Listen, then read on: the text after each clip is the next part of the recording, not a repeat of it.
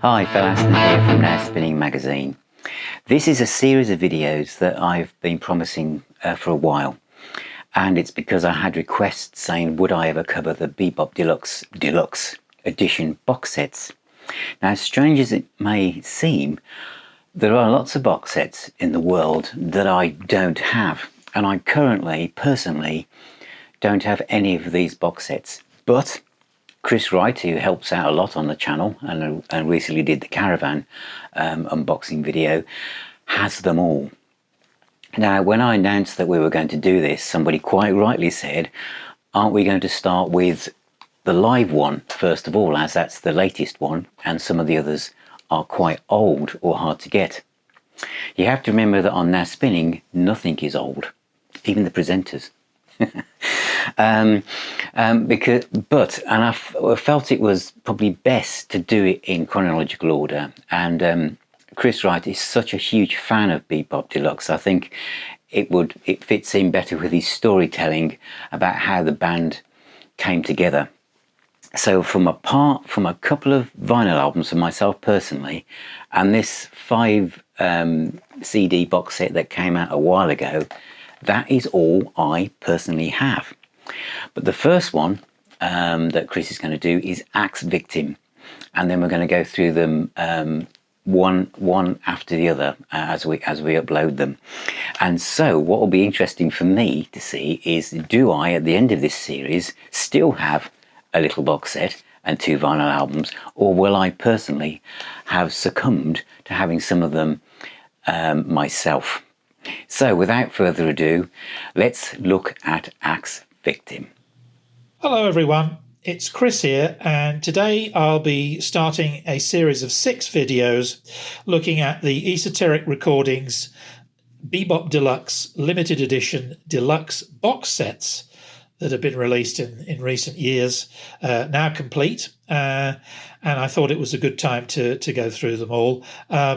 In chronological order, as I think it makes more sense, starting with their 1974 debut album, Axe Victim. And this is a fantastic box set. And I thought initially I'm going to do an unboxing, but to do it properly, I feel I ought to, because he just keeps flopping out of the box, and I want to introduce the band members too, because the band was very different at this time. Of course, no surprises here. Bill Nelson, who was the leading light of the band, obviously a guitar hero extraordinaire too. Then we had Ian Parkin, who is an old friend of Bill's, who formed the band with him. Initially, Ian played rhythm guitar, acoustic guitar, organ. Then there was Rob Bryan, the bass player. And a very interesting hat here for Nicholas Chatterton Dew, the drummer.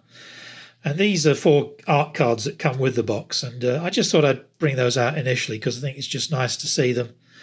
And what a different looking band, hey, from the Be Bop Deluxe that we eventually came to know and love. Not that, we love this one any less, really, because they produced a fantastic LP. And those are really worthwhile part of it. The rest of the box, let's just take it out and show you what we've got here. Here is the CD box with 4 discs. Disc 1 is a remaster of the original album with some bonus tracks, including their first ever single, which is a great rarity. And then you've got disc 2, which is a remix of the original album with extra tracks as well. Remixes, do I like them? Yes, I do, but I've always got mixed feelings about whether they're actually better than the original. I mean, the remastering that's on this album is, it seems to compete very well with my original UK vinyl copy. And Bill's guitar is beautifully etched in it. Although the remix is a little bit more even, I personally feel it takes some of the dynamics away.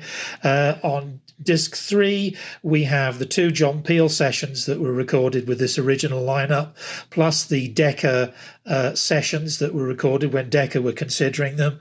And obviously the last disc is a DVD, which is a surround sound extravaganza with 9624 sound and all the bells whistling. If you like that kind of thing, it's not for me. Yes, I regard it as a bit of a novelty if it wasn't recorded in surround sound to start with. But, I totally respect that some people love those things. Great picture of the band here. Weren't they different from Be Bop Deluxe that we eventually came to know?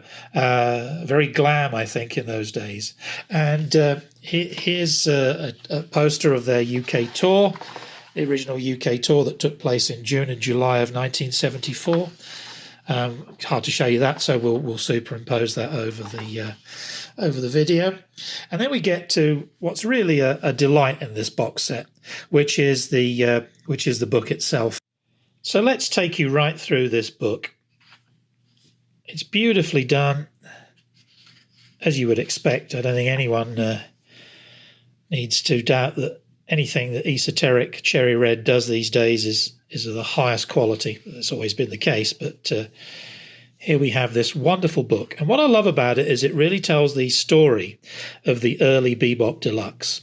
It's all about, how the band came together, and Bill Nelson does a great essay in here which actually explains all of that and how the members, a band that was formed in Yorkshire, all sort of friends, local musicians, with low ambitions to start with, but Bill's solo album Northern Dream caught the attention of John Peel.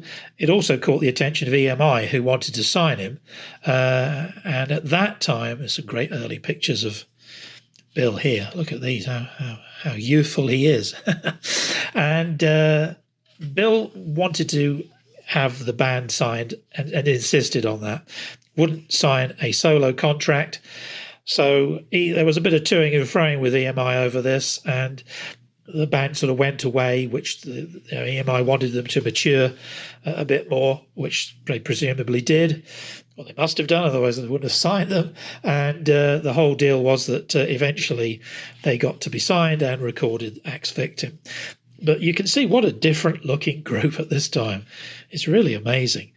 I suppose there was a bit of a glam influence there if you look at it, and that's quite interesting. Of course, very contemporary with the release of that album. Glam was huge at the time. And it's quite interesting that bebop started in that way.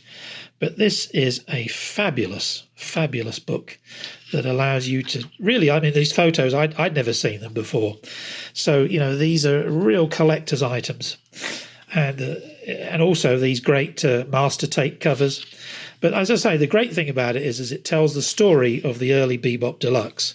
When we come to look at Futurama, we'll look in depth at how the difference of how the band actually changed its identity to new members and why Bill felt that was necessary. It was something that EMI were always angling for, which he eventually agreed to them following a tour with Cockney Rebel.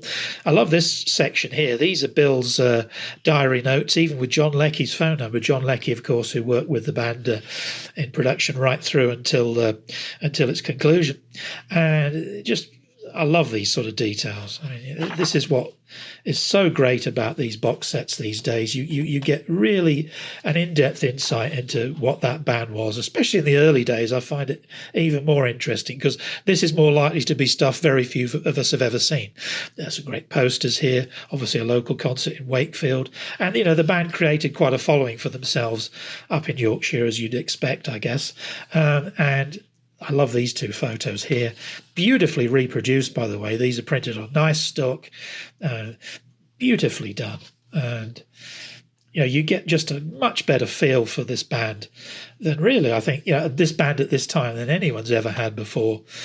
And here's the original single, which was released, Teenage Archangel and Jets at Dawn. Very much a rarity, but it's available on this album on disc 1. And great it is too. I love listening to that. And just contact sheets, Cockney Rebel here at Friars Aylesbury, very legendary venue. Pictures here, I believe, from the signing of the band. Champagne glasses out. think these are externals from when they signed for EMI2. These fabulous master. This has got to be quite a trend in box sets these days, and I'm all for it, because I love to see something like that gets into the weeds to that extent. And I love all those little details. I read every word off of these things. And another great shot. Here's the famous, I say famous, it's the Mick Rock, actually. It's the back cover of the album. It's also on the back cover of the box set here. This is a famous Mick Rock image showing the band, which Bill rather liked this image, I think, more than he did the Axe Victim cover, which he wasn't totally in favour of because he thought it made them look very heavy metal. I think it's very iconic and really distinguishes this album. Rob Bryan, for some reason, poor chap, was not actually visible in the picture, which is a shame, isn't it? Bill makes note of that in the essay here. But as you can see, this is just superb stuff, and any Be Bop Deluxe fan, of course, this is absolutely essential. And I hope you enjoyed looking through it. Well, thank you very much, Chris. That was really, really interesting. And Axe Victim is actually one of my favourite Be Bop Deluxe albums. And Adventures in a Yorkshire Landscape features some of Bill Nelson's best guitar work for me. So that box looks fantastic, and I am severely tempted. In the UK, at the time of doing this video, nearly all the box sets are around about £50 to £60, apart from Sunburst Finish, which seems to be hard to find. And of course the live one, which is a lot more expensive, but there's a lot more in it.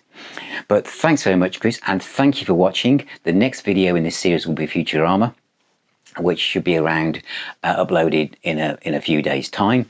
But thank you for watching, thank you for subscribing and commenting and sharing and being involved with Now Spinning. I really appreciate it, and I look forward to seeing you on my next video.